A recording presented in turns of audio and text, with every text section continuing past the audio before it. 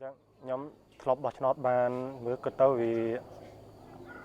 cao vì pi pon bảy đòn lỡ cái tàu vì man đôi chỉ bảy bốn đòn đấy nữa chẳng bật nót phía chẳng bật nót như không và hay mình đôi nhóm bật nót cứ đâu mình đôi sara điền đồng vì hay pratica cứ chỉ chôn tập bật thòm ta còn hay chim pu bật hiệp xây nhé được chim sau miền đấy còn thà tam cài gia lai mùi mùi giống còn tham miền làมีพุ่มมีไอ้ยังกอดแต่งโชว์สเก็ตมือตามมาโดยยังcòn tại đang ta còn càng nghĩ và còn vài nhọt đang còn đã khơi cònมีการเพียบตามมาดูการได้ก็ถ้าไปดีมีอัติปลสำหรับสมาชิกก่อนพวกการเพียบโฆษณายังอดได้มีโชว์รูมของอยู่เลยก่อนถ่ายยังอดได้โชว์รูมการเพียบได้ทั้งออกเยอะแต่โฆษณาแต่งราย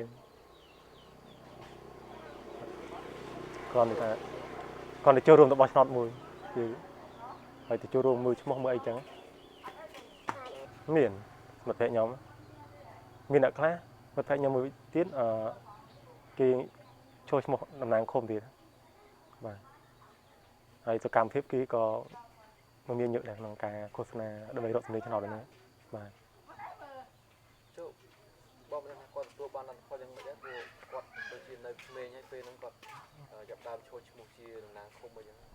cho nó cho mình chi cho đập riêng tim mùi phóng còn thà miền một nồng chi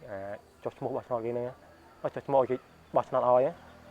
và còn nấu lị riêng tim mùi tới biển người ta còn ai mình từ không khai còn tại còn nấu lị riêng ngày này nhưng nó còn ai mình từ không của thời cả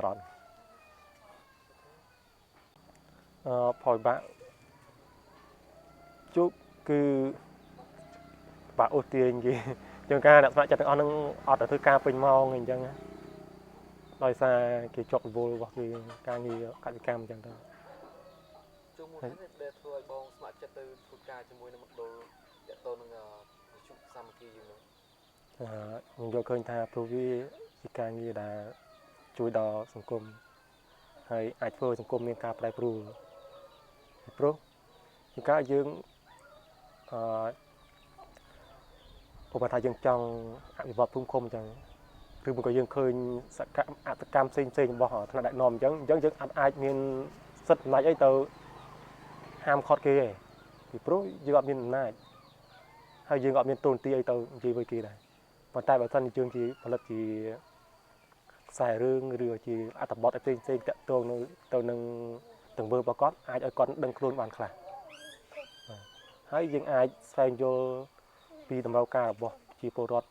ที่เจ้าน้องพุ่มคมจึงให้ของวอลรวมทั้งตุลบาทเซ็งๆเนี้ยอย่างที่คือจีอากาศแต่บุจึงอาจมีสมัติพิบน้องการvàการงี้ให้จีบัดสอดมือทำไมปฏิการงี้ทำไมจังที่มุ่งจึงได้ทลบเงียนประเดี๋ยวเราจึงทลบยังมีอากาศยังกูได้โจไหลบางทางมันมาบันตัวบองสดทำไมจะบองสดนั้นยังไม่ได้ให้วิจุยเรื่องบองยังไม่ถึงรับการในบองกับเปียนาทุกทีบอดไปซอดทำไมได้ยำสังคมตัวนู้นตีมุ่งอย่างไรยำสังคมทานหนังมีนเนี่ยอุปธรรมหรือมีนักความโตตามบรรดาองค์การนี้หรือประเทศเซ็งๆจังนะให้กลุ่มน้องยังไม่ได้ยังมือเคยเนี่ยจุดจนมือจำนวนน้องภูมินะครัเรียนอดจอบดาวเชียร์ไรนะครัจอบตรำอนุเชียร์ไรหรือบัตรทอมตัวสาเพราะฉะนั้นยังเคยทากำลังโปรแกรมก็คือโนซอลจังเวทาก่อนอดมีนจำได้ดังไอ้ไอตัวประกอบการอยู่ทอมบานนี่ดอกจังเต้ยังเคยทาก็คือจีกำลังโปรแกรมมุ้ยได้โนตุมีให้ย้ำจัง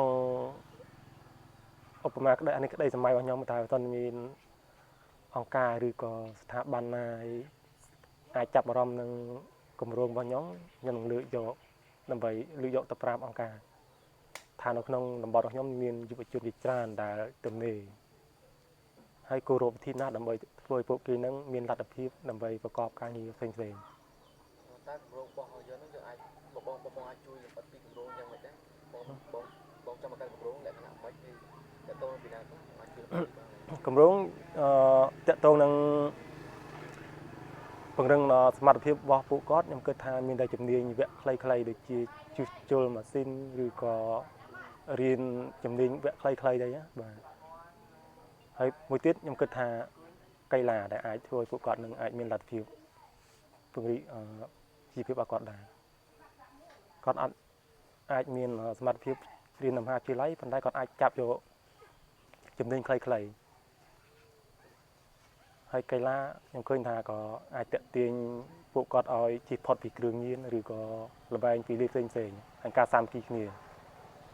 បាទបងគាត់ថាមុខជំនាញរបស់បងនឹងមានកម្រងដល់ពួកគេនឹងរីកទទួលយកអត់ឬក៏ពួកគេចង់បានផ្សេងថាបងសង្កេតមើលនៅក្នុងភូមិបងនេះអត់នឹងវាស័ក្តិសមនឹងសាភាពភូមិបងខ្ញុំគិតថាខ្ញុំនឹងចុះទៅស្វែងពួកគាត់បាទ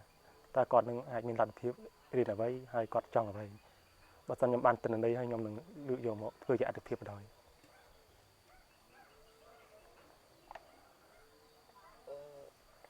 ជំនាញទាំងអស់ហ្នឹងក៏តើបងមានទស្សនៈយ៉ាងម៉េចបើសិនណាពួកគាត់បានរៀនចេញពីចប់បានរៀនពីគម្រោងរបស់បងហើយបងទៅពួកគេទៅប្រកបរបរហើយតើបងគិតថាពួកគេនឹងទៅយ៉ាងម៉េចទៀតនៅពេលអនាគតជីវភាពរបស់ពួកគាត់ខ្ញុំសង្ឃឹមថាបន្ទាប់ពីគាត់បានរៀនចប់វគ្គខ្លីគាត់នឹងអាចមានចំណេះដឹងខាងអ្វីដែលគាត់រៀនហ្នឹងហើយគាត់អាចយកមុខជំនាញទៅប្រកបមុខរបរចិញ្ចឹមជីវិតរបស់គាត់បានបាទខ្ញុំចូលទៅគិតទៅវាមកដល់ហើយវាជាង1ឆ្នាំហើយបាទហើយអ្វីដែលខ្ញុំសប្បាយរីករាយធ្វើហ្នឹងគឺថាពួកគាត់នឹងគឺថាមានចន្ទៈធ្វើដូចគ្នាគេទៅទាំងអស់គ្នាហ្នឹងប៉ុន្តែគាត់ថាអ្នកខ្លះមិនសូវមានពេលធ្វើហើយអ្នកខ្លះមានពេលធ្វើបាទហើយអាការលំបាកវិញគឺគាត់ថាលំបាកដោយសារគ្នាយើងអត់សូវមានពេលទេប៉ុណ្ណឹងឯងដោយសារគាត់វល់ទៅធ្វើស្រែគាត់អញ្ចឹងតេតងជីវភាពចាំថ្ងៃរបស់គាត់បាទហើយអ្វីខ្ញុំបានធ្វើហ្នឹងថាសម្រាប់លទ្ធផលបានគឺថាខ្ញុំសរសេរអាចសរសេរបានជាអត្ថបទខ្លះព្រោះមានខ្លះហើយមួយទៀតភាគច្រើនអ្នកនៅក្នុងមណ្ឌលហ្នឹងអត់មានអ្នកចេះកុំព្យូទ័រអញ្ចឹងខ្ញុំអាចរៀនពួកគាត់ឲ្យចេះខ្លះបាទហើយតកតងនឹងរចនាដូចជាបញ្ជីស្នាមអីនៅក្នុងកុំព្យូទ័រដូចជាតកតងទៅនឹងបញ្ជីទិន្នន័យអីខ្ញុំជាអ្នកធ្វើឲ្យពួកគាត់ដែរហើយមួយទៀតតកតងនឹង logo បាទ logo ហ្នឹងក៏ខ្ញុំជាអ្នកធ្វើឲ្យគាត់ដែរ logo មួយទៅដល់ថ្ងៃប៉ុន្តែគាត់ថាជាគំនិតរបស់ពួកគាត់ថាការរចនាគឺជារបស់ខ្ញុំអញ្ចឹងបាទជួយបងគិតថាចំពោះបងទស្សនៈតខ្លួនបងគិតថាបងគួរតែបង្កើតកម្មវិធីអីដើម្បីឲ្យតាក់ទាញមនុស្សនៅក្នុងភូមិបងស្ដាប់លោកយោរាល់ថ្ងៃកម្មវិធីបែបម៉េចកម្មវិធីតាមខ្ញុំសង្កេតទៅភាគច្រើនតាក់ទងកម្មវិធីកំសាន្តបាទកំសាន្តហ្នឹងភាគច្រើនដូចជាចម្រៀងឬក៏ប្រឡំលក់រឿងនិទានខ្លីៗណាបាទហើយម្យ៉ាងទៀតការផលិតរឿងហ្នឹងគឺអាចតាក់ទាញអ្នកស្ដាប់បានច្រើនជាងគេពីព្រោះប្រជាជនភាគច្រើនចូលចិត្តការកំសាន្តហើយក្នុងពេលដែលយើងផលិតជារឿងហ្នឹងគឺយើងផលិតរឿងណាដែលអាចតាក់ទងទៅនឹងជីវភាពប្រចាំថ្ងៃរបស់ពួកយើងហើយនឹងទុក្ខលំបាកឬក៏បញ្ហាផ្សេងៗដែលយើងបានជួបប្រទះអញ្ចឹងដូចជាគ្រោះរាំងស្ងួតទឹកជំនន់ឬក៏បញ្ហាបាតុភិបមិនប្រក់ក្តីក្នុងភូមិឃុំអញ្ចឹងដូចជាចរកម្មលបែងពីលាអញ្ចឹងយើងលើកយកមកផលិតជារឿងឲ្យពួកគាត់បានស្ដាប់ហើយគាត់នឹងអាចដឹងពីទុក្ខលំបាករបស់ប្រជាជនក្នុងភូមិហើយអាជ្ញាធរថ្នាក់មូលដ្ឋានក្នុងភូមិឃុំក៏អាចយល់ជ្រាបពីបញ្ហារបស់ពួកយើងដែរបងអាចជួយបញ្ជាក់បងបញ្ជាក់ថាតាមមេរៀនពី1ដល់5អញ្ចឹងថាតើមួយណាជារឿងដែលគួរតែដាក់មុនគេហើយតមករឿងអីអាចបងអាចបានទេថាបាទអត្ថិភាព5បាទរឿងដែលយើងត្រូវតែផ្សាយតើមួយណាវាខ្លាចជាងគេតមកមួយណាតមកមួយណាបញ្ហាទី1ខ្ញុំគិតថាបញ្ហាគ្រោះរាំងស្ងួត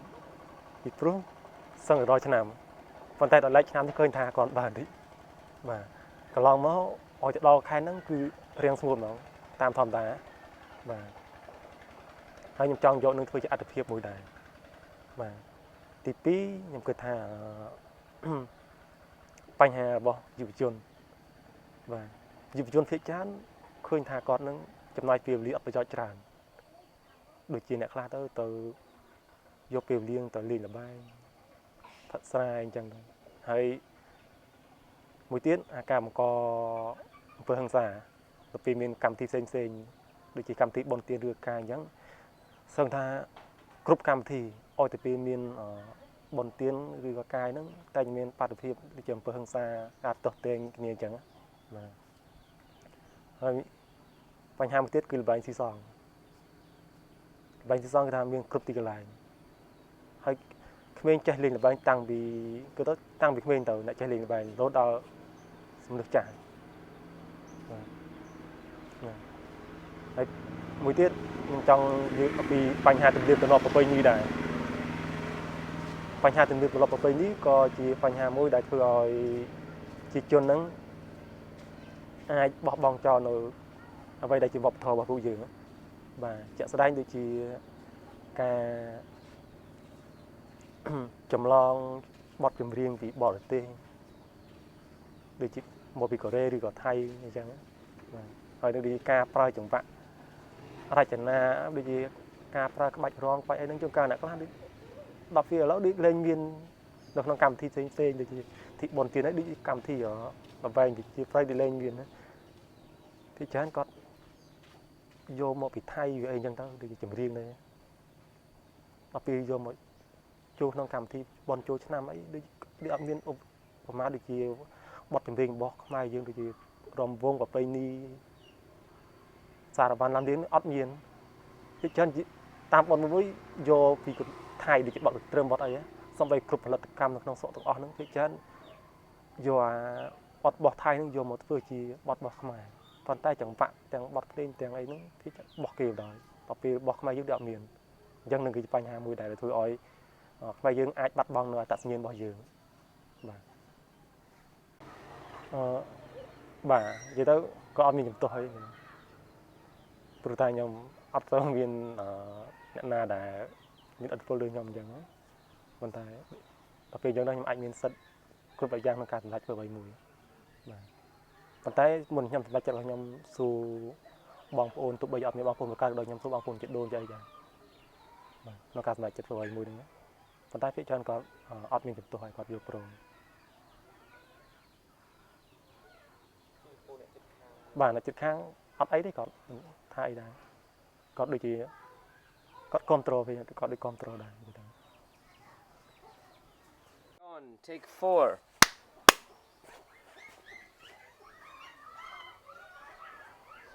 bong bây giờ ưu họ đang nhung đa tam bong có được họ đang đa tam bong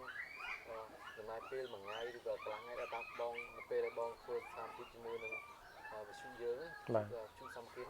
ta nhưng mà khơi như khác thì phụ bong phơi nên ha nhưng cho bong bị con như bị scam thì bong tay được phơi được nông đô nên do ngày chung mưa nên bọc nó được cái chục từ khi kê chứ là bong phơi với mọi chuyện gì có lo mỗi nhóm ọt đạt cho tổ chức phía tàu ấy mà phải đây nhóm coi như nợ xe bàn phò miền kia nhóm đó nhóm nợ xe mà hai mình thấy phía trang phơi conนึง còn bàn đọc phim mồi điệp trong ở xe tôiจะlo đó còn sau miền mặt phía phơiนึงมาน่ะphải đây nhóm còn mình mặt phía mà đấy còn tay còn đây nhóm thứ bàn lo trên kia vẫn đang để còn tha lật phía vì mình lo na để hay với nhóm tổ xe hayนึงđiệp trong ra chợ na vì ở bàn lo vẫn đang để haiนึงการไปจูดtình đây khá khá ta phụ còn lâu người ta thay phim con mình ta văn lươn đây đó và sao mình được bông chẳng á và ấy sẽ cam phim nhóm còn tại tổ xe hayนึงไปจูดtình đây khá khá hành điệp trong mình chi nam ôi phụ còn chẳng á vì Excel là những phụ còn toàn chat group bù những còn điệp trong con group môn group ấy chợ sẽ đây là tam ca nghe bao còn chẳng tới nhóm còn điệp trong mới còn chẳng và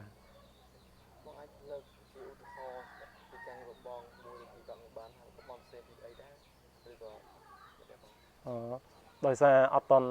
បានបើផ្សាយអញ្ចឹងទៅប៉ុន្តែកន្លងមកនេះ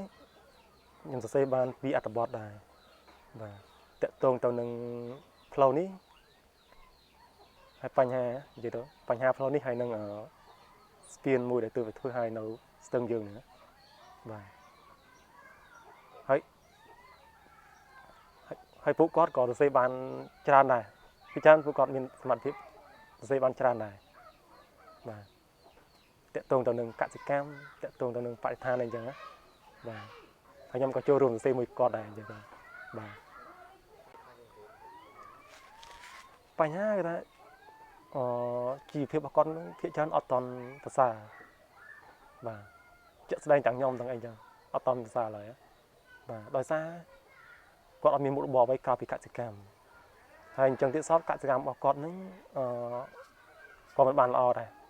ថ្លៃត្បិតពីការងារចម្បងរបស់គាត់លើកសិកម្មប៉ុន្តែការងាររបស់គាត់នឹងធ្វើទៅដូចថាអត់ពេញលក្ខណៈជាតាមស្តង់ដារអ្វីគេចង់បានណាបាទដូចជាធ្វើស្រែមួយអញ្ចឹងក្នុងមួយឆ្នាំគាត់ធ្វើបានតែម្ដងហើយម្ដងមកយើងគិតចំណាយខែទៅរយៈពេលតែ6ខែរយៈពេលធ្វើដល់វស្សាហើយដល់ប្រាំងប៉ុន្តែបើសិនជាការងារកសិកម្មរបស់គាត់អាចប្រព្រឹត្តទៅបាន3ដងក្នុងឆ្នាំអញ្ចឹងមានថាក្នុងមួយឆ្នាំពេញហ្នឹងគាត់អត់អាចសល់ពេលបានទេបាទហើយក្រៅពីការងារធ្វើស្រែចម្ការផ្នែកកសិកម្មហ្នឹង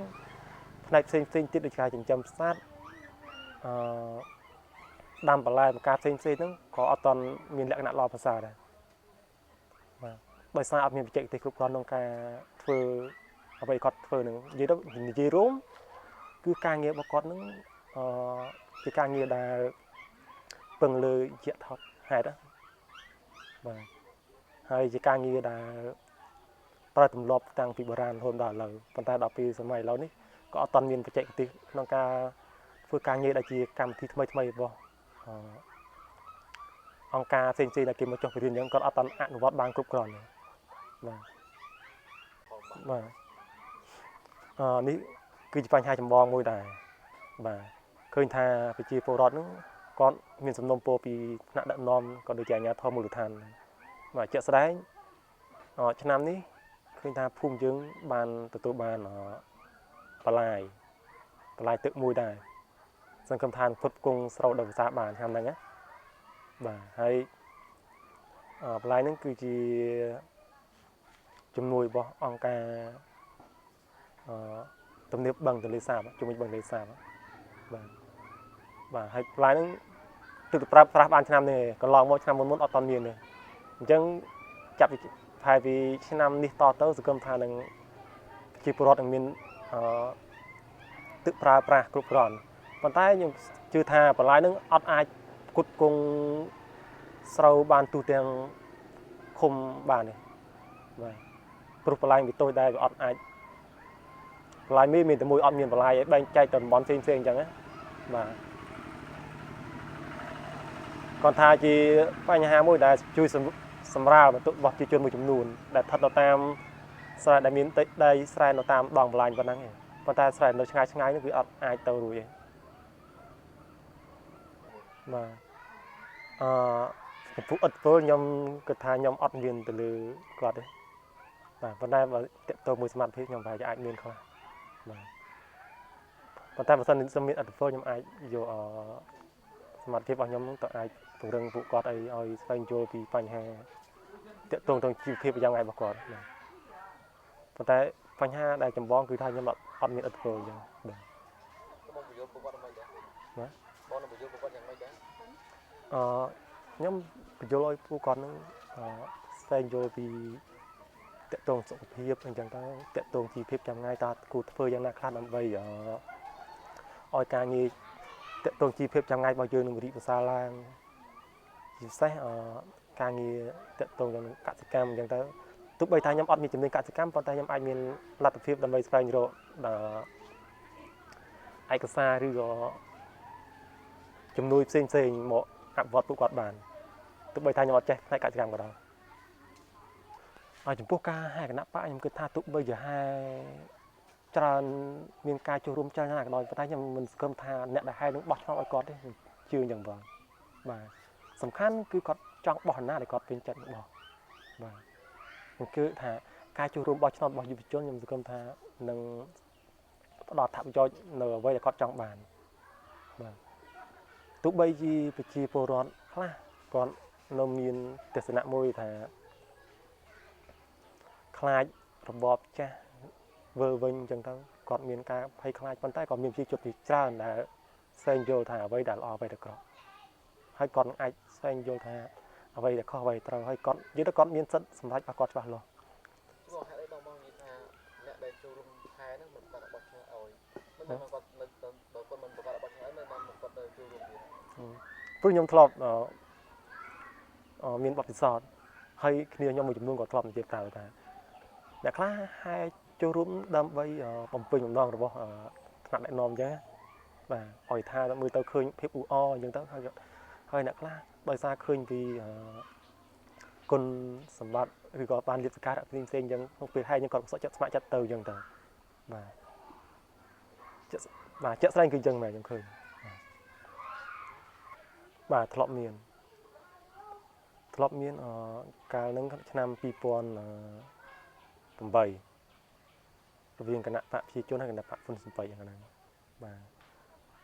កាលហ្នឹងខ្ញុំចាំបានថាគណៈបកប្រជាជនគេមានកម្មវិធីរបស់គេមួយ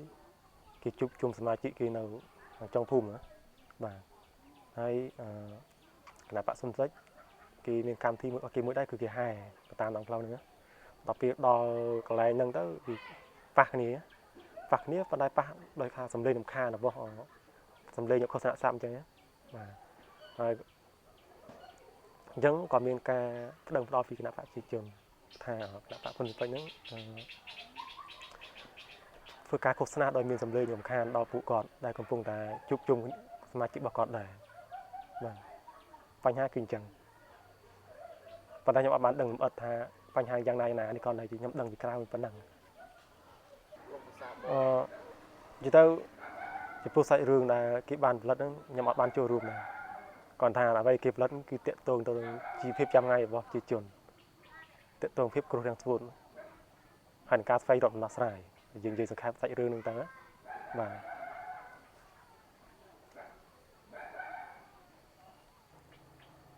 សាច់រឿងហ្នឹងខ្ញុំគិតថា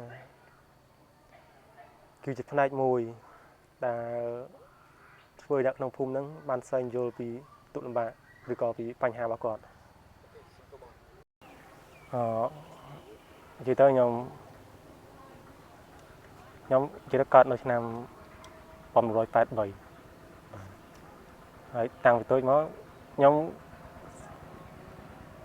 កើតមកហ្នឹងគឺថាមានតែឯងហើយបងប្រុសខ្ញុំគាត់ស្លាប់តាំងមុនខ្ញុំកើត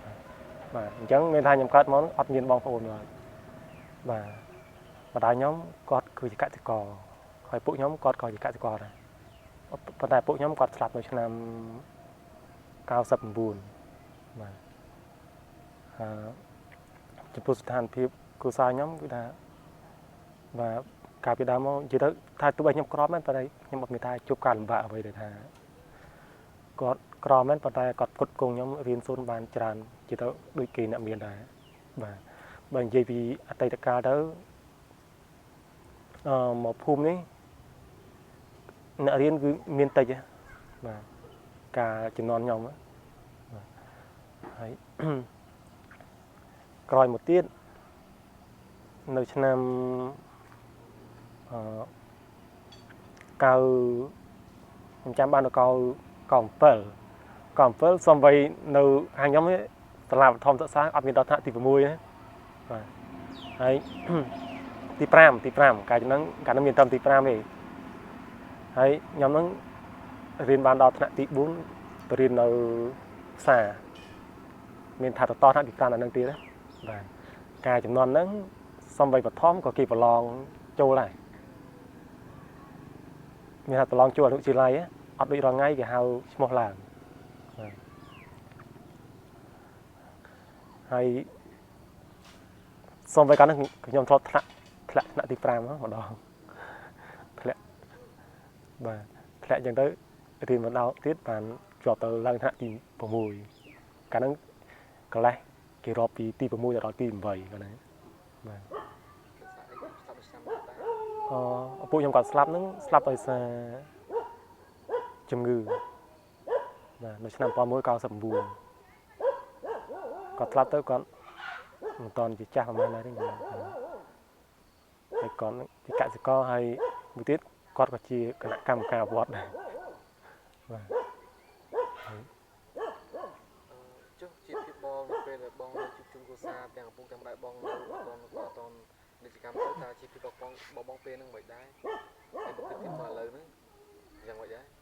បាទជាទៅជីវភាពធម្មតាទេការរស់នៅធម្មតាសុខដុមរមនាធម្មតា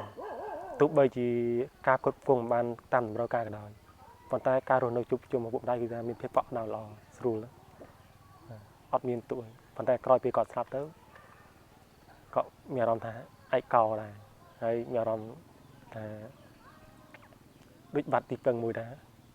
បាទហើយដល់ពេលហ្នឹងការសិក្សាខ្ញុំក៏វាធ្លាក់តាមនឹងដែរគាត់ថាមិនធ្លាក់ដល់ថ្នាក់ធ្លាក់អីឬក៏មិនគាត់ថាវាអត់ដូចមុនណាបាទក្រោយមកដល់ឆ្នាំក្រោយពីឆ្នាំ2000ព្រោះពួកខ្ញុំតឆ្នាំ2009ហ្នឹងម្ដាយខ្ញុំគាត់ធ្វើស្រែតែឯងហើយខ្ញុំឡើងទៅរៀននៅបរិបូរជួបវិទ្យាល័យព្រោះអីនៅខាងបរិបូរត្បូងនេះអត់មានវិទ្យាល័យទេទើបតែមានប្រហែលឆ្នាំចុងក្រោយនេះហើយដល់ពេលឡើងវិទ្យាល័យត្រូវទៅរៀននៅបរិបូរខាងបល័យបាទអញ្ចឹងខ្ញុំទៅគ្រីតឆ្ងាយផ្ទះដែរតែខ្ញុំនៅតែឯងបាទដល់ពេលអញ្ចឹងទៅរកការងារស្រែចម្ការគាត់ជាអ្នកទទួលបន្ទុកទាំងអស់ហើយនឹងផ្ដល់ប្រាក់ឲ្យខ្ញុំទៅរៀនប៉ុន្តែការសិក្សាខ្ញុំអត់មានល្អអត់ទៅល្អមកនេះពេលហ្នឹងដោយសារខ្ញុំមានអារម្មណ៍មួយថាគិតលើគាត់ដែរពេលទៅនេអញ្ចឹងទៅឆ្លៀតមកជួយគាត់អញ្ចឹងព្រោះអីហើយការនៅនោះហ្នឹងគឺនៅស្នាក់នៅវត្តចិត្តវត្តបល័យហ្នឹងដែរវត្តខាងផ្លេចសាលាវិទ្យាល័យបាទ ចុះបងជួយនិយាយពីមូលហេតុដែលបងប្រុសបងស្លាប់ហ្នឹងសពវិសាអញ្ចឹងដូចខ្ញុំមិនដឹងតែបងប្រុសខ្ញុំហ៎បាទបងប្រុសនៅឆ្នាំណាដែរហើយពេលស្ដាប់ហ្នឹងវាស្ថានភាពយ៉ាងម៉េចដែរពេលហ្នឹងតាមអ្វីខ្ញុំឮតាមពុកម្ដាយខ្ញុំគាត់និយាយកាលហ្នឹងបងប្រុសខ្ញុំគាត់ចូលធ្វើជាសេនាជនក៏ព្រោះអីកាលគាត់ទើបចេញពីរបបប៉ុលពតចេញ79មកខ្ញុំអត់តន់ដែរហូតគាត់ធ្វើសេនាជនអញ្ចឹងទៅសេនាជនអញ្ចឹងដល់ពេលហ្នឹងទៅគេមានស្នាក់ការគេហៅថាមន្ទីរគេនៅកន្លែងសាលាបកចាស់នេះបាទដល់ស្ថានភាពមិនជាស្រួលទេព្រោះឲ្យទើបចេញពីអាពតមានការលំបាកដែរមិនថាគ្រួសារខ្ញុំគ្រួសារគេទេគឺថាចេញឡើងពីបាត់តែទៅដូចគ្នាគាត់ថាមានគោមានក្របីអីអញ្ចឹងហើយកាលហ្នឹងឮថាសក់ហ្នឹងគេត្រូវការសេនាជនណៃដើម្បីការពារភូមិឃុំព្រោះនៅមានការរំខានពីពួកផ្នែកក្រហមអញ្ចឹងបាទពេលមួយគាត់ហើយនឹងគ្នាគាត់ហ្នឹងនេះនៅអាគារមួយបន្ទាប់ពីសាលារៀនដែរឃើញ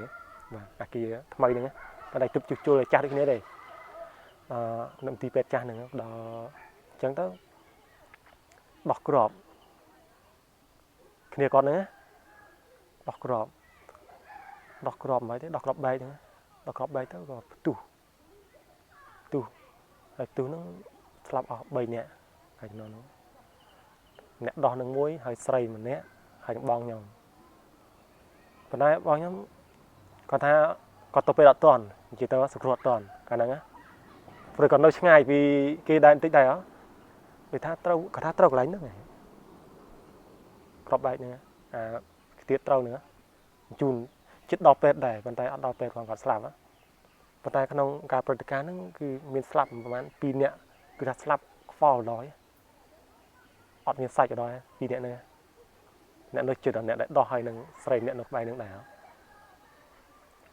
ដល់ពេលអញ្ចឹងទៅគាត់ក៏ស្លាប់តាំងពីហ្នឹងហើយខ្ញុំអត់ដឹងដែរឮថតឮគាត់និយាយដែរបាទ ពេលគាត់ chỉ ta còn tập tại lạ luôn chứ phải một năm muốn này và chứ đôi xa còn là còn cha này chỉ ta đánh nhau còn cha còn ban nhóm còn sân ta cóอายุ cha hay ban nhóm mà gì taอายุ còn chu chít hà hỏi ban nhóm này đặc biệt chẳng tao nhóm gì tao để nhóm ở vài chất là bây giờ là cả là mình tha như phụ ấy tôi xa con tôi nó cái thằng óc côn đó vậy đó có cả vài chất thay vô trong môi tiền chẳng tôi xa óc côn có slap chẳng tôi xa slap bòn chẳng đặc biệt chẳng tao cònอายุ một đợt lâu ní cóอายุ 87 năm và slap nhé slap nó đôi xa cọt cha mình chỉ đuổi thấm đòn mình chỉ tờ cọt on thứ ấy lên coi thì nó còn tao cả là mưa thay chứ hay cọt slap tôi nó có ọt vây đời ra lắm bạn này cọt slap tôi sưu tam về một người ta ọt bồn chứ ọt miền chư ấy cọt chư thầm ra bên này mình thay chư vậy nè đo thằng ọt bay tự cọt mấy bay miền tự hộp trong đây ban thầm đài chẳng còn thaมันអាចនំឯងបានទៅប៉ុណ្ណឹងអញ្ចឹងណាបាទខ្ញុំគិតថាការខ្ញុំនៅពីតូចមកខ្ញុំអត់សូវចេះគិតអីអញ្ចឹងហាក់បីដូចជាថាការនឹងដូចជាធឺធីជាប៉ុន្តែដល់ឡូវដូចជាមិនថាអស់ហើយមិនដល់ថ្នាក់អស់ហើយណាក៏ដល់ថ្នាក់ខ្ញុំខ្លួនឯងមិនរស់ទេគាត់ថាវាអត់សុបាយចិត្តតែប៉ុណ្ណាឬមួយក៏ថាដូចជាយើងទៅតែបាត់បង់គាត់អញ្ចឹងទៅអារម្មណ៍យើងហាក់បីដូចអត់សូវសុបាយឡើយនៅនឹកឃើញអនុស្សាវរីយ៍អញ្ចឹងបាទជួនពេលខ្លះក៏នៅមានពេលខ្លះនឹកឃើញគាត់ឲ្យសក់ទឹកភ្នែកក៏មានដែរដល់ឡូវនេះកាយគាត់ចាប់ដើមបើថានំឯងលេងបានណាគឺខ្ញុំមកមើលថែគាត់នឹងហើយមើលថែគាត់ឆ្លៀតទៅថ្នាក់ចិត្តនំដុលណាបាទហើយខ្ញុំអត់សូវបានធ្វើអីច្រើនមួយឆ្នាំនេះនិយាយថាតាំងពីឆ្នាំ 2012 មកឆ្នាំ 2012 ខែឧសភាឆ្នាំ 2012 ខ្ញុំចាប់ដើមចេញពីការងារនោះមកហើយខ្ញុំចាប់ដើមមកនេះបណ្ដោយអញ្ចឹងខ្ញុំអត់បានធ្វើច្រើនទេចាំមើលថែតែគាត់ហ្នឹងទាំងដាំបាយទាំងធ្វើម្ហូបទាំងមើលថែដងទឹកដងអីបម្រើគាត់នឹងបណ្ដោយនិយាយទៅ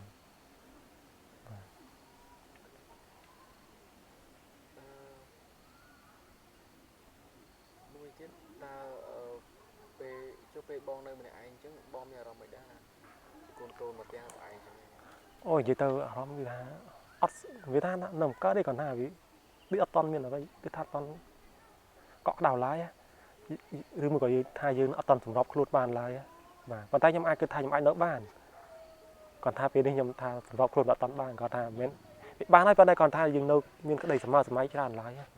នឹកឃើញគាត់អញ្ចឹងនឹកឃើញអញ្ចឹងទៅមិនថានៅបានទេខ្ញុំអាចនៅបាននិយាយទៅអានឹងគឺថាមានកាក់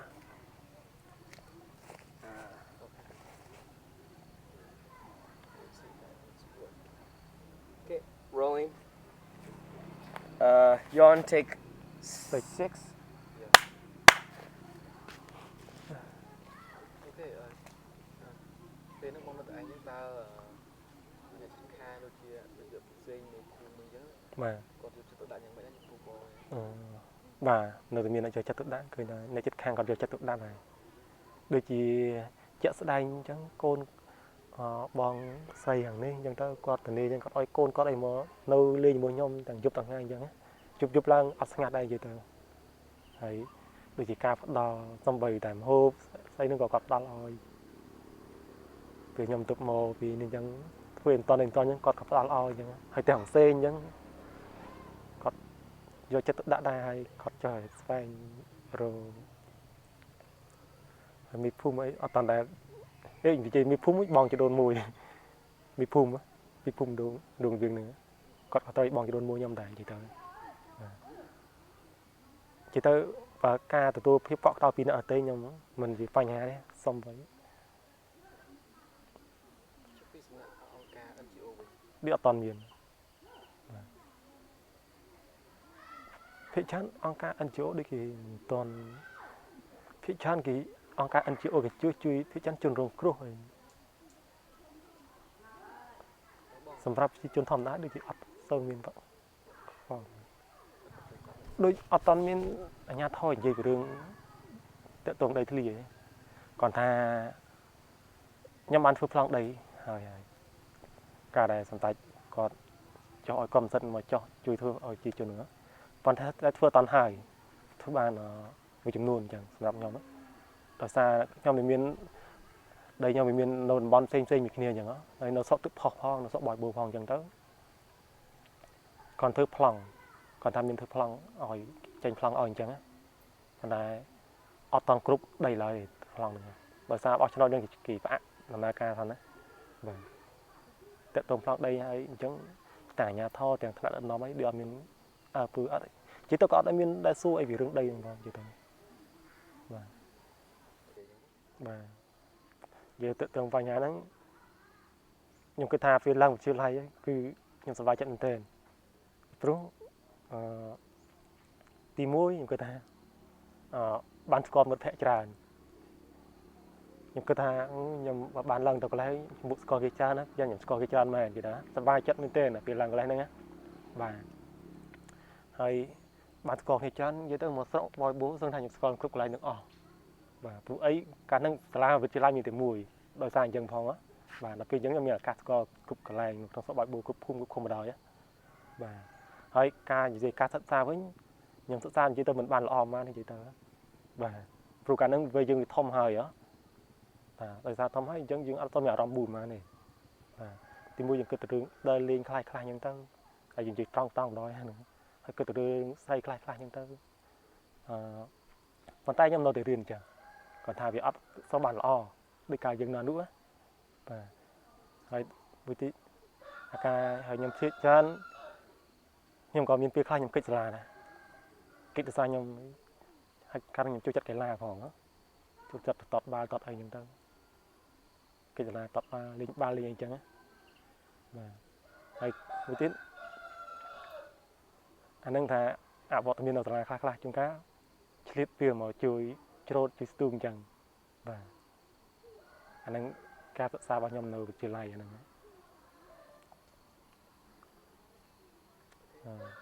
ងពេលដែលបងប្រឡងចប់វិទ្យាល័យទី12ហ្នឹងបងជួយនិយាយពីស្ថានភាពពេលហ្នឹងខ្លះប្រឡងហ្នឹងមិនដែរពេលសម្រាប់បងគឺប្រឡងតាំងពិបាកគឺក៏យ៉ាងណាកាលហ្នឹងតាំងដែរព្រោះអីតាមខ្ញុំដឹងទៅការកំណត់នីតិអីពីជំនាន់ខ្ញុំហ្នឹងកំណត់ឲ្យថាឡើយយកនីតិល្អនីតិ ABA ហ្នឹងណាការជំនាន់មុនខ្ញុំធ្លាប់ដឹងថាឲ្យជាប់នឹងជាប់ហ៎អត់ខ្វល់នីតិទេទោះបីមិនអីក៏ដោយបាទប៉ុន្តែជំនាន់ខ្ញុំហ្នឹងពិបាកដែរ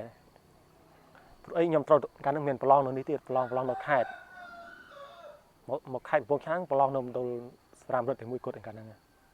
បាទចាំបានហើយឆ្លៀតពេលដែលចិត្តប្រឡងអញ្ចឹងពួកខ្ញុំហ្នឹងទៅរៀននៅគួររៀននៅខេត្តអាហ្នឹងបាទអាហ្នឹងអត់មានសំបីនៅសាលាក៏រៀនដែរប៉ុន្តែរៀនអត់សូវបានល្អដូចនៅខេត្តហើយកាលជំនាន់ហ្នឹងគឺក្រមនោះគឺទៅមកស្រុកបយបូមកស្រុកបយបូទូទាំងស្រុកហ្នឹងមានតែ3ថ្នាក់ណាថ្នាក់ទី12បាទអត់ដូចឡូដល់ពេលឡូឃើញផ្លេចច្រើនថ្នាក់ទី12ឡូឃើញដល់ជាងជិត20ថ្នាក់បាទហើយមកភូមិអីទៅមួយមកភូមិទៅមួយអញ្ចឹងដល់ពេលទៅជប់ដល់គ្នាទៅបាន3ថ្នាក់បាទអញ្ចឹងកាលហ្នឹងការសិក្សាដូចជាប្រជាជនមិនសូវបានសិក្សាគ្រប់គ្នាទេកាលហ្នឹងអត់បានគ្រប់និយាយទៅអត់គ្រប់គ្នាបណ្ដោយបាទដល់ពេលខ្ញុំប្រឡងចប់ហើយក៏នឹកសម័យចេះនឹកសម័យរហូតចង់ទៅពេញទៅអញ្ចឹងក៏សម្រេចចិត្តអត់តន់ទៅរៀនទេទៅលេងទៅដើរមើលសិនណាបាទ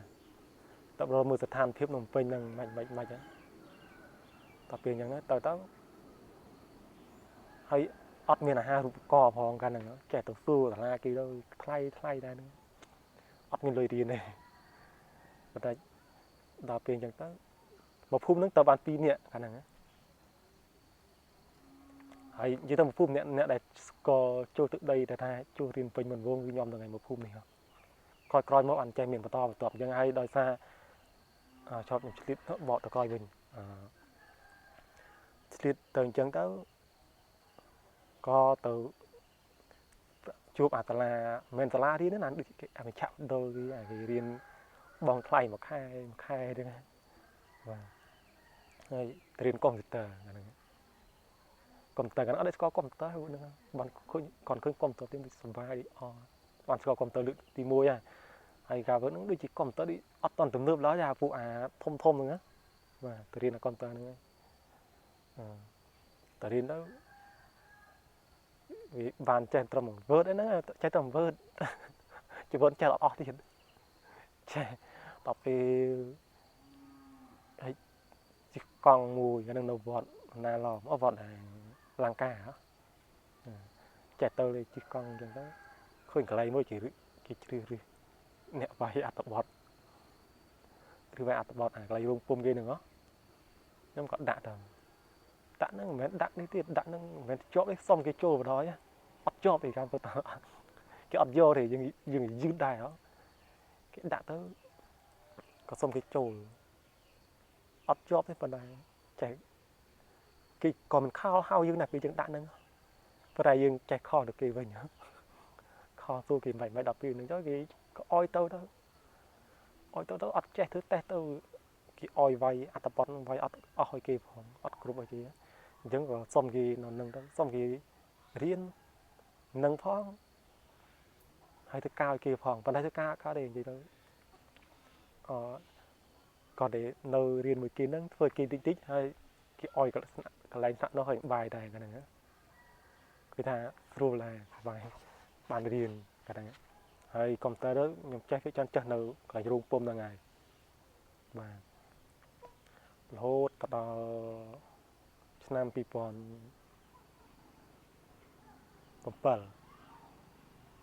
បានឃើញសាលា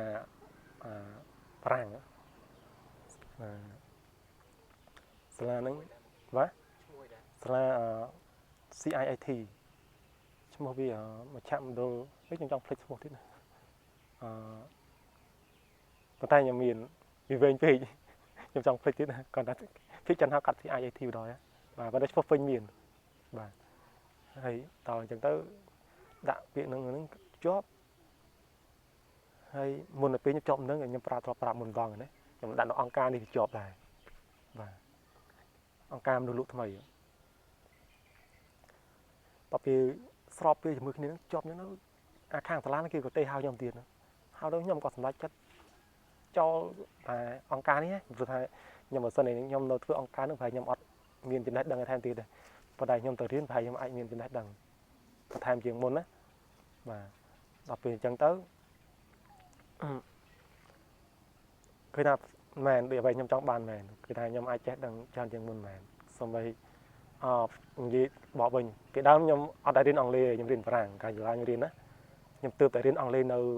សាលាបារាំងដែលខ្ញុំដាក់អាហារូបករណ៍ហ្នឹង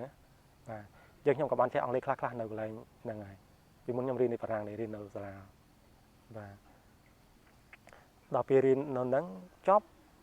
គេក៏ឲ្យធ្វើការនៅអង្គការ DDD គេហៅថាពេញវា Digital Device Data ហ្នឹងអង្គការហ្នឹងទីស្នាក់ការវានៅតាមផ្លូវ271ខាងម្ដុំដែលភ្នំពេញ Sport ដែលឃើញបាទអាគារមួយខ្ពស់អាគារ Tower ហ្នឹងបាទហ្នឹងហើយតទៅពេលខ្ញុំធ្វើការហ្នឹងទៅរហូតខ្ញុំមានលុយទិញបានម៉ូតូទិញបានអីអញ្ចឹងដែរបាទដល់ទិញបានអញ្ចឹងទៅអកុសលទៅតែខ្ញុំក៏ចាប់ផ្ដើមអន់អញ្ចឹងខ្ញុំក៏សុំគេផ្អាកគេថាខ្ញុំសុំគេផ្អាកតែអត់ឲ្យឈប់ទេអត់ឲ្យឈប់ទេអត់ឲ្យខ្ញុំឈប់ទេតែមានមូលហេតុអីដែលទៅនឹងគេថាអញ្ចឹងគេអត់ជឿទេគេថាអត់ជឿតែចោតមានបងប្អូនគេថាអត់មានគេអត់ចង់ជឿទេគេក៏សម្រេចគេមកមើលដល់ផ្ទះម្ដងហ្នឹងណាមើលដល់ផ្ទះឲ្យយល់ភៅគ្រូសាយមើលទៅឃើញស្ថានភាពជាក់ស្ដែងអញ្ចឹងគេក៏ឲ្យឈប់6ខែគេថាគេអនុញ្ញាតឲ្យ6ខែដល់ពេលអញ្ចឹងទៅខ្ញុំក៏សុខចិត្តទៅ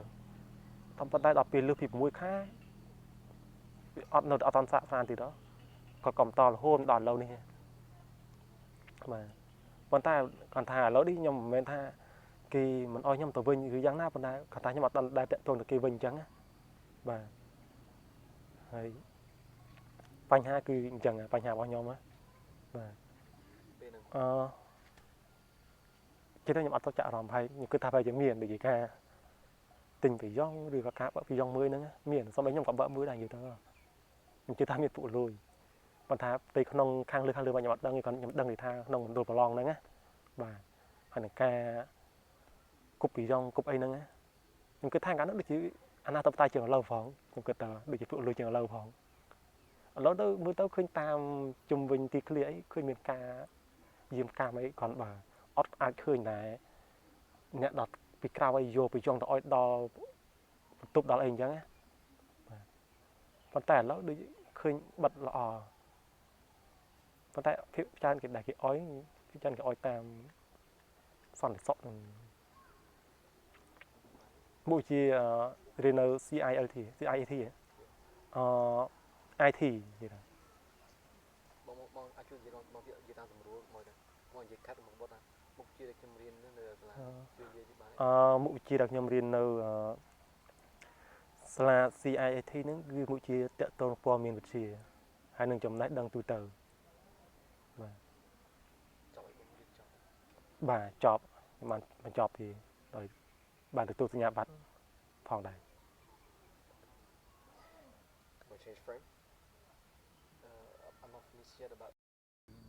ឬឈប់ធ្វើការពីអង្គការ Digital Divide វិញហ្នឹងបង និ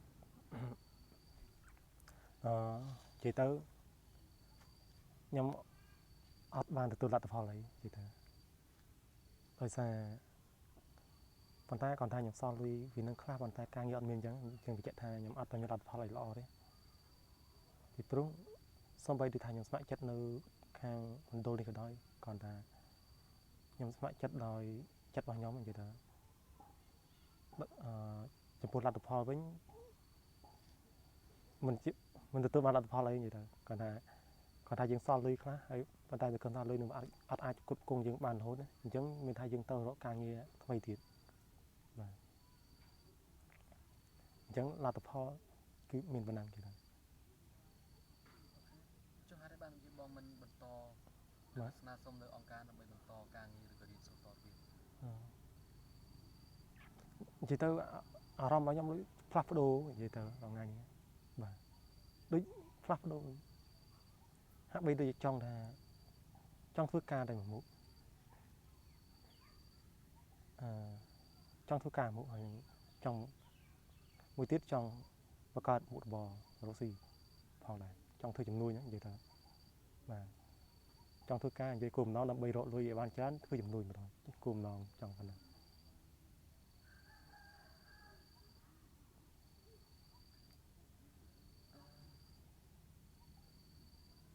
្ញុំចង់សួរពីសហភាពគុណសិស្សនៅទីនេះឬក៏ជំនាន់បង បាទ បងអាចប្រាប់ខ្ញុំបានថាបងប្រាប់ថាបងនិយាយថាខ្ញុំចង់សួរថាតើជំនាន់បងមានគុណសិស្សដែលចប់12ច្រើនអត់សម័យបងហ្នឹងហើយក្រោយពីការចប់តើពួកគេបានទៅរៀននៅពេញច្រើនប៉ុណ្ណាឬពួកគេនៅក្នុងគុំច្រើនប៉ុណ្ណាដែរបាទការជំនាន់ខ្ញុំថ្នាក់ទី12បើចេញទៅពីនេះទៅគឺមានតែ3នាក់គឺថាភាគច្រើនមានម្នាក់ដែលអត់បានបន្តទៅភ្នំពេញហើយ2នាក់គឺបានទៅខ្ញុំហើយនឹងមិត្តភក្តិខ្ញុំមួយនៅក្បែរនេះដែរហើយបើប្រៀបធៀបទៅទោះបីអ្នកដែលអត់បានទៅហ្នឹងឥឡូវក៏គេគាត់បើដែរគេក៏មានការងារមានអីអញ្ចឹងទោះបីថាគេអត់បានរៀននៅសាកលមែនប៉ុន្តែការយល់ដឹងរបស់គេច្រើនហើយដល់ថ្ងៃគេធ្វើការនៅអង្គការទស្សនពិភពលោកបងបាទបើប្រៀបធៀបនឹងឥឡូវខ្ញុំឃើញថាការបញ្ចប់ការសិក្សាប្រៀបធៀបទៅឥឡូវនេះអ្នកបញ្ចប់ថ្នាក់ទី12គឺមានច្រើនទៅថារាប់ផ្លេចរាប់អត់អស់ក៏ដោយបាទបើប្រៀបធៀបនឹងខ្ញុំគឺខុសនេះឆ្ងាយខាងខ្ញុំចប់គេទៅពេញច្រើនទេឥឡូវនេះទៅច្រើនតាទៅច្រើនជាក់ស្ដែងនៅកន្លែងក៏ទៅច្រើន ភាគច្រើនទៅបន្តភ្នំពេញនឹងច្រើនហើយអ្នកដែលទៅជំនាន់ក្រោយៗនេះភាគច្រើនសុទ្ធតែអ្នកដែលថាទទួលការសិក្សាពីខ្ញុំអញ្ចឹងភាគច្រើនពួកគាត់តែងសួរយោបល់ខ្ញុំដែរការរស់នៅភ្នំពេញនឹងមិនអីមិនអីចឹងបាទដល់ពេលអញ្ចឹងទៅខ្ញុំក៏បានប្រាប់ថាអ្វីអាចរស់នៅបានចេញចុះទៅការរស់នៅមិនការចំណាយមិនអីមិនហ្នឹងព្រោះខ្ញុំធ្វើដាក់ផែនការឲ្យគាត់ទៀតដាក់ផែនការមួយឆ្នាំអស់ប៉ុណ្ណាជួបផ្ទះអស់ប្រហែលអីប្រហែលអញ្ចឹងខុសពីខ្ញុំកាលខ្ញុំនៅហ្នឹងគឺថាទៅអត់ដឹងអីបណ្ដោយដូចទៅតាមព្រេងវាស្នាបណ្ដោយអត់មានសួរយោបល់ពីណាហើយអត់មានទីប្រឹក្សាអីដែលត្រូវសួរអញ្ចឹងខ្ញុំទៅនឹងទៅសងព្រេងប៉ុន្តែអ្នកទៅជំនាន់នេះភាគច្រើនក៏អត់មានសងព្រេងទេទោះបីគាត់ទៅអញ្ចឹងគាត់សួរយោបល់ពីអ្នកមុនបាទហើយខ្ញុំក៏ថតមានកម្មវិធីមួយធ្វើកម្មវិធីថាប្រាប់ទៅពួកជំនាន់ក្រោយហ្នឹងរបៀបទៅពេញទៅធ្វើម៉េចអីម៉េចហ្នឹងទៅរៀនម៉េចអីម៉េចហើយការរស់នៅម៉េចការស្នាក់នៅការហូបចុកទៅចំណាយម៉េចអីម៉េចអញ្ចឹងដល់ពេលអញ្ចឹងទៅខ្ញុំដាក់ផែនការនឹងរំឆ្នាំត្រូវអស់ប្រហែលចំណាយការសិក្សាអស់ប្រហែលបើមិនយើងមានអាហារូបករណ៍អញ្ចឹងការចំណាយរបស់យើងវាអត់ទៅច្រើនអញ្ចឹងវាចំណាយទៅលើតែការស្នាក់នៅហើយនឹងការចាយវាប្រចាំថ្ងៃអញ្ចឹងបាទចុះសម្រាប់អ្នកដែលថាបានទៅពេញនៅក្នុងឃុំនៅក្នុងសង្កាត់នៅក្នុងសហគមន៍ហ្នឹងតើគាត់ធ្វើយ៉ាងអ្នកដែលបានទៅអ្នកអត់បានទៅគឺថាអ្នកខ្លះដូចឃើញស្រាប់ហើយក៏ស្ម័គ្រចិត្តនៅនេះអញ្ចឹងទៅហើយអ្នកខ្លះភាគច្រើនប្រឡងគ្រូប្រឡងព្រឺបាទហើយអ្នកខ្លះក៏ធ្វើប៉ូលីសធ្វើអីអញ្ចឹងទៅហើយអ្នកខ្លះក៏នៅទំនេរហើយអ្នកខ្លះក៏មានគ្រួសារអញ្ចឹងទៅចុះមូលហេតុដែលគាត់បានទៅពេញហ្នឹងមូលហេតុខ្ញុំគិតថាអ្នកដែលបានទៅដោយសារតាក់ទងជីវភាពរបស់គាត់បាទហើយតាក់ទងជីវភាពទី1ជីវភាពហើយទី2នីតិរបស់គាត់អត់ល្អបាទពីច្រើនខ្ញុំឃើញអ្នកខ្លះអត់លុយដែរប៉ុន្តែគេមាននីតិល្អគេបានអាហារូបករណ៍បាទប៉ុណ្ណឹងបញ្ហាមុខរបរចម្បងរបស់ប្រជាពលរដ្ឋនៅក្នុងឃុំនេះភាគច្រើនគឺកសិកម្មទាំងដល់កសិកម្មគឺផ្ដោតសំខាន់ទៅលើស្រែធ្វើស្រែបាទហើយអ្នកខ្លះយើងនិយាយចង់និយាយទូទៅដល់ហ្មងហ្នឹងបាទភាគច្រើនគឺស្រែក្រៅពីធ្វើស្រែអ្នកខ្លះនៅមានមុខរបរបន្តបន្សំដូចជាចិញ្ចឹមសត្វរួមមានជ្រូកមាន់អញ្ចឹងហើយដាំបន្លែបាទហើយឥឡូវនេះហាក់បីដូចឃើញប្រជាជនដូចមានកំណត់មួយថ្មីឥឡូវនេះព្រោះដល់មានអ្នកខ្លះចេះធ្វើចំនួនចេះអញ្ចឹងកាលខ្ញុំសង្កេតពីមុនមកអត់ទេធ្វើស្រែមួយមុខបណ្ដោយបាទពីចាឥឡូវឃើញចេះធ្វើចំនួនធ្វើអីដែរចំនួនតាក់ទងទៅនឹងការប្រើប្រាស់ផលិតផលរបស់កសិកម្មដែរទេចំនួនរបស់គាត់ហ្នឹងដូចជាគាត់ចេះទិញជីទិញសម្ភារៈកសិកម្មអីយកមកលក់មកអីចឹងដូចជាប្រេងឥន្ធនៈអីចឹងដែរដល់ពេលអញ្ចឹងទៅអញ្ចឹងអ្នកខ្លះលក់គ្រឿងសំណង់គ្រឿងអីចឹងដែរតាក់ទងមួយគ្រឿងផ្ទះគ្រឿងអីបាទហើយអ្នកខ្លះទៀតគឺច្រើនចេះរកស៊ីរកអីចឹងហើយអ្នកខ្លះពីមុនមកអត់មានធ្វើស្រែមុខក្តាំងបាទប៉ុន្តែមិនមែនថាធ្វើទាំងអស់គ្នាទេរកជំនួយធ្វើអីហ្នឹងសំបីឥឡូវថាទៅការទិញអីក៏ទៅដល់ផ្សារពីមុនណាទៅការទិញរបស់របរប្រើប្រាស់ទិញទូចប៉ុន្តែឥឡូវអត់អីក្នុងភូមិអីអាចមានរបស់របរប្រើប្រាស់តើតួជីវភាពប្រចាំថ្ងៃការរស់នៅបើគិតថាប្រៀបធៀបពីសម័យនេះទៅ5ឆ្នាំមុនយើងគិតថាមិនសូវខុសគ្នាប្រហែលទេប៉ុន្តែបើប្រៀបធៀបទៅដល់10ឆ្នាំមុននេះយើងឃើញថាខុសគ្នាឆ្ងាយបាទជាក់ស្ដែងសម័យផ្លូវនេះអត់តាន់ធ្វើហើយឡាននេះក៏អត់ធំដែរមានតាមអស់នេះសំបីខ្ញុំនៅទូចអីហ្នឹងវាឃើញឡានបើកមើលម្ដងវិញរត់ទៅមើលចង់មើលឡានហ្នឹងបាទពេលឥឡូវគឺថាសម្បូរឡានសម្បូរអីហើយសម្បូរម៉ូតូអីច្រើនតើប្រៀបធៀបដល់ឥឡូវនេះឃើញថាឃើញប្លែកច្រើនសំបីពីមុនតាជួ កបីណាពីមុនណាកាលពី4 5 6ឆ្នាំមុនប៉ុន្តែឥឡូវនេះអត់ទេវា ប្រើគ្រឿងយន្តទាំងអស់ជួដល់ពេលអញ្ចឹងទៅអាតម្រូវការប្រើប្រាស់ក៏កាន់តែមានច្រើនដូចជាការដូចជាប្រេងឥន្ធនៈដូចជាសម្ភារៈកសិកម្មផ្សេងៗអញ្ចឹងដូចជាជីថ្នាំអីចឹងទៅគាត់ក៏មានកំណត់អ្នកខ្លះក៏មានកំណត់យករបស់របរហ្នឹងមកផ្គត់ផ្គង់អាសម្ភារៈកសិកម្មដើម្បីលក់ជូនដល់ប្រជាជនក្នុងភូមិអញ្ចឹងហើយសូម្បីពីមុនអត់ដែលមានឡានរត់ពីទំពេញណាបើថាចង់ទំពេញអីតទៅផ្លូវជាតិធំផ្លូវជាតិទី5ទៅចាំឡើងឡានហ្នឹងតែឥឡូវអត់ទេមានឡានរត់ទៅពីនេះស្រាប់បាទអញ្ចឹងឃើញថាប្លែកគ្នាដែរប៉ុន្តែបើប្រៀបធៀបឃើញថារីកចម្រើនប៉ុន្តែជីវភាពមួយចំនួននៅតែមានការខ្វះខាតដែរគាត់ថាអត់សូវមានខ្ចីបុលដូចមុនតែបើមុនវិញសម្បូរខ្ចីបុលភាគច្រើនដូចថាអ្នកដែលមានលុយមកពីខាងទីប្រជុំជនអញ្ចឹងណាគាត់មកបណ្ដាក់លុយបណ្ដាក់ទុនអីអញ្ចឹងទៅឃើញជីជនខ្វះខាតអញ្ចឹងទៅគាត់ក៏យកលុយមកឲ្យអញ្ចឹងណាដល់ពេលជីជនធ្វើស្រែបានអញ្ចឹងទៅហើយយើងនិយាយកាលពីមុនណានេះមិនមែនឡើយដល់ពេលអញ្ចឹងទៅអ្នកដែលធ្វើស្រែបានអញ្ចឹងក៏យកអាស្រូវហ្នឹងយកទៅឲ្យគេវិញគេមកយកស្រូវយើងហើយវាព្រៀបធៀបទៅអាថ្លៃដើមហើយថ្លៃការហ្នឹងសឹងថាពាក់កណ្ដាលវាខុសគ្នាឆ្ងាយ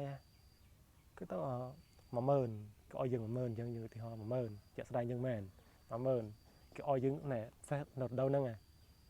គេផ្ដល់យើង10000ប៉ុន្តែដល់ពេលឲ្យគេវិញនៅពេលដែលទទួលផលហើយយើងឲ្យគេវិញ15000យើងឃើញថាការខុសគ្នាឆ្ងាយប្រៀបធៀបខុសគ្នាឆ្ងាយមែនទែនប៉ុន្តែឥឡូវដោយសារមានស្ថាប័នមីក្រូហិរញ្ញវត្ថុគ្រឹះស្ថានជាច្រើនដែលចុះមកអប់រំដល់ប្រជាពលរដ្ឋក៏ដូចជាធ្វើតើប្រជាពលរដ្ឋឲ្យខ្ចីលុយចេះអីអញ្ចឹងអត្រាការប្រាក់វាមិនច្រើនដូចកាលមុនទេបើយើងប្រៀបធៀបទៅពីមុនយើងឲ្យគេអស់ច្រើនតែបើឥឡូវវិញមួយខែការហ្មង100ទៅ200ហ្នឹង10000ហ្នឹងក្នុងរយៈពេលមួយខែមានន័យថាការ 2% បើឥឡូវខុសឆ្ងាយខ្ញុំសឹងថា 50% បាទអញ្ចឹងគឺថាជីវភាពអាចប្រសើរជាងមុនឃើញថាប្រសើរជាងមុន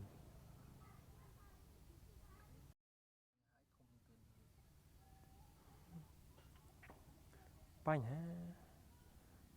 បើយើងព្រៀបទៅថាភាពអត់ឃ្លានដូចជាលែងមាននិយាយថាអត់ដូចមុនណាប៉ុន្តែសង្គមនៅតែមានបញ្ហាដូចជាថាតម្រូវការមានរហូតនិយាយទៅបាទ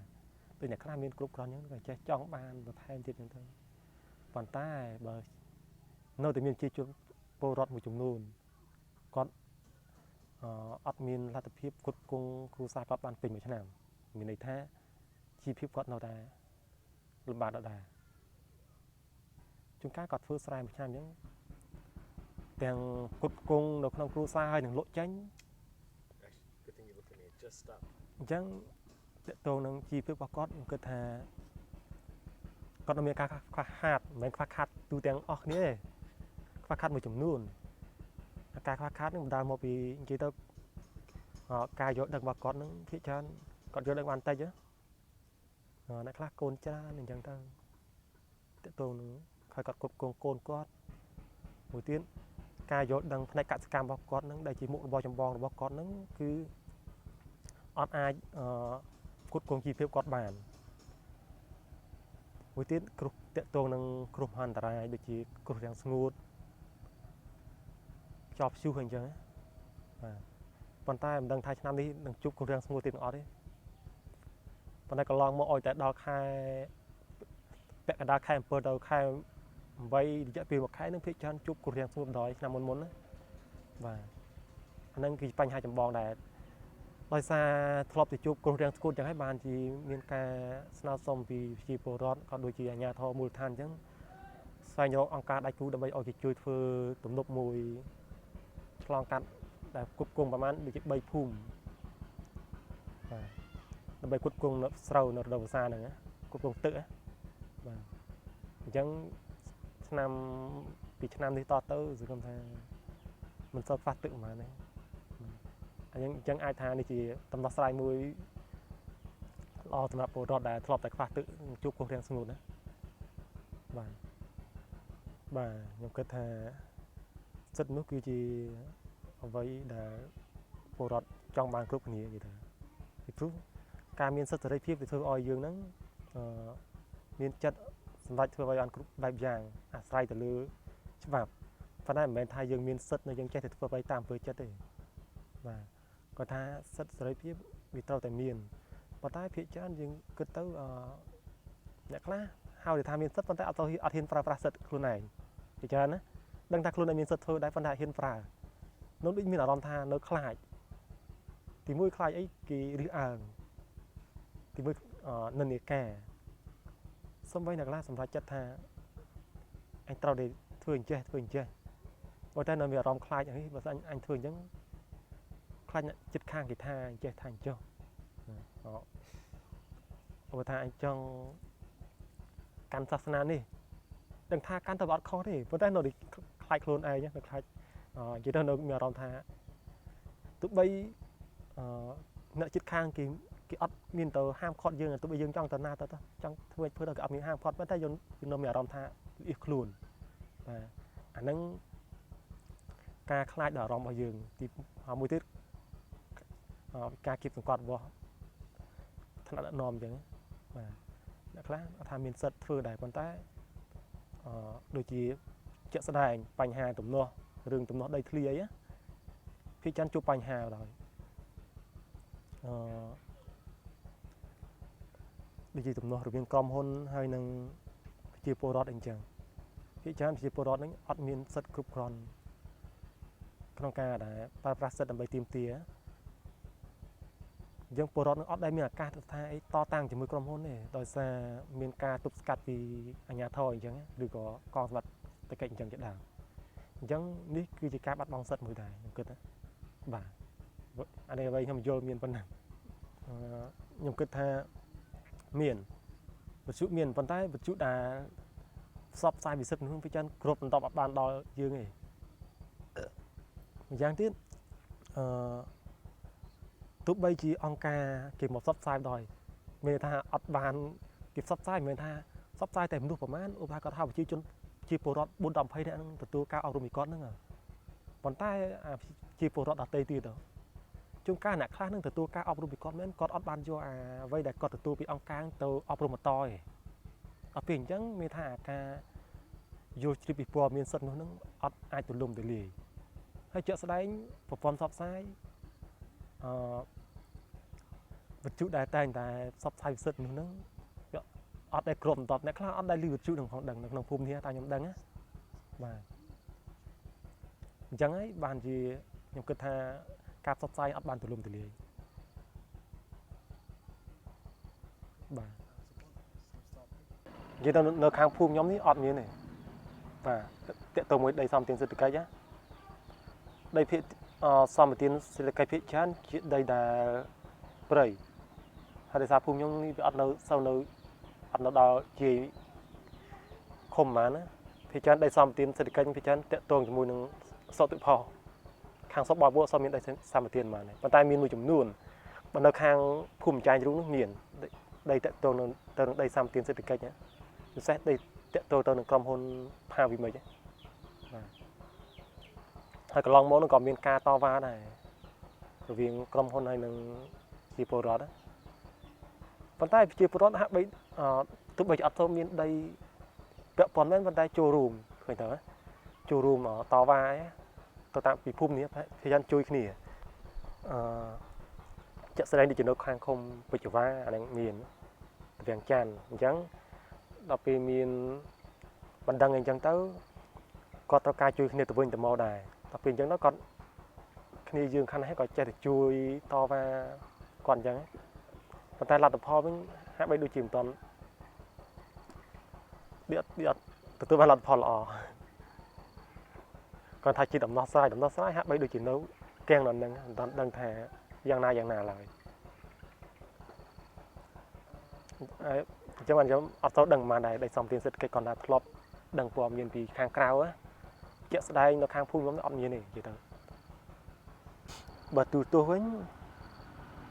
អាចមើលបានគ្រប់ប៉ុស្តិ៍ព្រោះឥឡូវនេះគេលែងដាក់អង្គតែដូចមុនហើយដាក់ DTV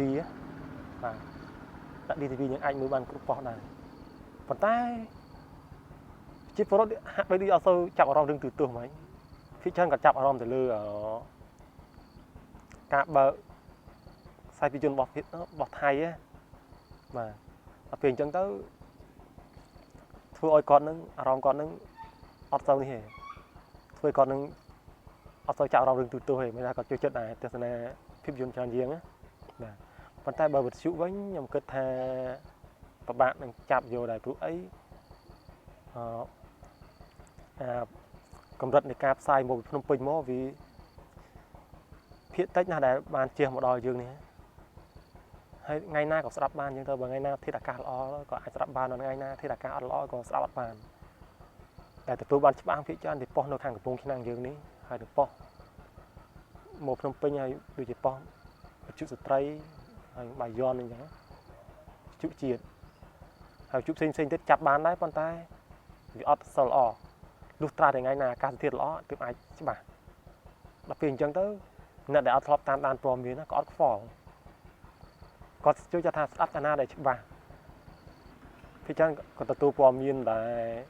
បានគឺទៅបានពីបោះជិះស្ត្រី102គាត់ទទួលបានព័ត៌មានភាគច្រើនទទួលបានពីខាងហ្នឹងហើយប៉ុន្តែវិទ្យុផ្សេងទៀតអត់បានទេហើយប៉ុស្តិ៍បាយ័នប៉ុស្តិ៍កំពង់ឆ្នាំងប៉ុន្តែប៉ុស្តិ៍កំពង់ឆ្នាំងដោយសារអត់សូវមានព័ត៌មានអីចឹងដោយសារភាគច្រើនមានព័ត៌មានកំសាន្តមានកម្មវិធីតាក់ទងកំសាន្តអញ្ចឹងខ្ញុំគិតថាអត្ថប្រយោជន៍អត់សូវមានដែរអត់សូវមានសម្រាប់វិទ្យុហ្នឹងណាបាទអញ្ចឹងប្រជាពលរដ្ឋទទួលព័ត៌មានបានតិចណារឿងព័ត៌មានទាំងកាសែតក៏មិនសូវមានមកដល់កាសែតភាគច្រើនកាសែតភាគច្រើនមាននៅតាមទីប្រជុំជនដែលមាននៅតាមហាងកាហ្វេតាមអីគេមើលអញ្ចឹងហើយនៅខាងយើងនេះដូចខ្ញុំឃើញប្លែកកន្លែងនឹងមួយដែរកាលជំនាន់ខ្ញុំដូចគាត់មានកាសែតមើលខ្លះកាលខ្ញុំក្មេងៗណាតែមានកាសែតមើលដល់ពេលឥឡូវដូចអត់តាមតែមួយអត់មានកាសែតមើលខ្ញុំឃើញប្លែកកន្លែងនឹងមួយដែរអានេះខ្ញុំឆ្ងល់ដែរកាលខ្ញុំចាំបានកោ8កោ9ទេហ្នឹងគឺថាខ្ញុំមានកាសែតមើលខ្ញុំតែមើលកាសែតហ្នឹងដល់ពេលឥឡូវថាប្រព័ន្ធផ្សព្វផ្សាយវាមានអញ្ចឹងទៅហើយមួយទៀតណាតាមអ៊ីនធឺណិតអីអញ្ចឹង